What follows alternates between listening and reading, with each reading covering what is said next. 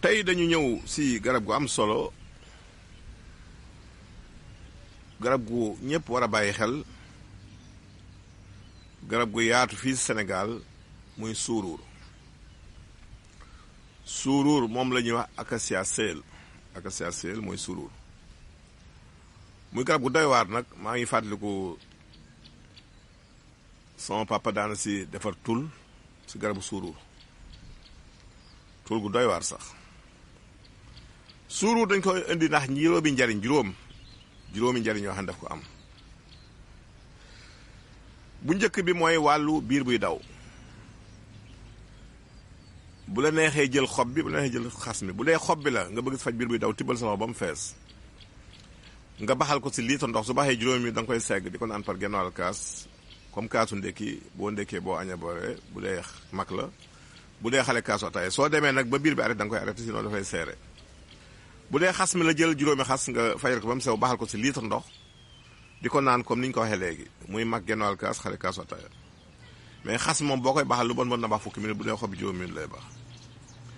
bu dee wàllu ulcère muy góomu biir boobu ñuy wax ulcère fu mu mën a doon ci biir bi nag wutal xas mi xasum Suruur jëlal juróomi xas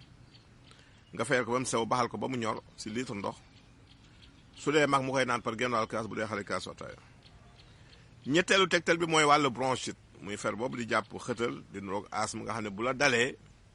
dafa am booy sëqat lor yi muy àndal di génn ñu koy wax bronchite léeg mu jàpp dënn bi su boobaa daakaande bi ngay jël daakaande Suruur muy gom bi soo ko dëbbee ba mokk rek tibbal genn wàllu kudd bu ndaw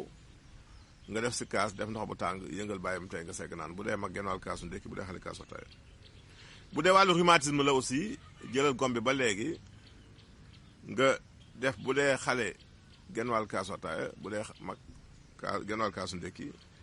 kudd bu ndaw bi ngay def ba mu xaaj nga def ko si ndox mu tàng yëngal bàyyi mu tey nga segg naan tegtal bu mujj bi mooy wàllu siti boo si bëggee faj ndoxum siti nag muy xasum Suruur bi da nga koy boole ak reenu rànd da ngay wut si xasum Suruur bi ñetti xas wut si rànd bi ñetti reen nga boole leen baxal ko ba mu ñor si litre ndox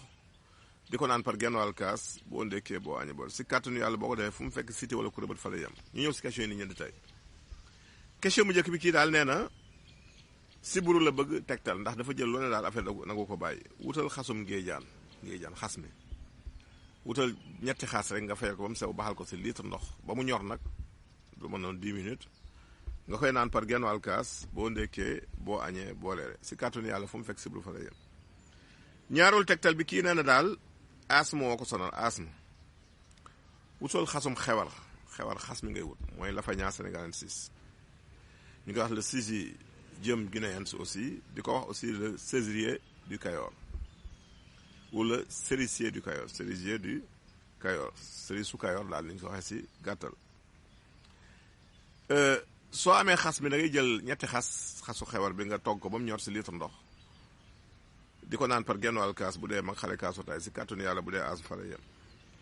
fi ñuy jeexale mooy question mujj bi kii daal nee na hépatite moo ko sonal fu mu toll daal wetu ndijoor gi dafay metti te moom def nañ échographie gisuñu benn res bi amul benn problème mais daal mi yéeg douleur si côté ndijoor bi waaw ñu bëri lañu yaakaar ne bu côté ndijoor bi commencé am metti rek foie bi am na problème non leneen mën na ko def loolu léeg-léeg mën na sonal foie bi sans pour autant mu indi début cancer mais bantu poftan ngay wut bantu poftan garab gi bant bi ngay wut boo sulee ñetti bant rek baxal ko si lu tollook litre ndox di ko naan par bu dee mag genn wàll kaas la bu dee xale kaas wax day si kàttanu yàlla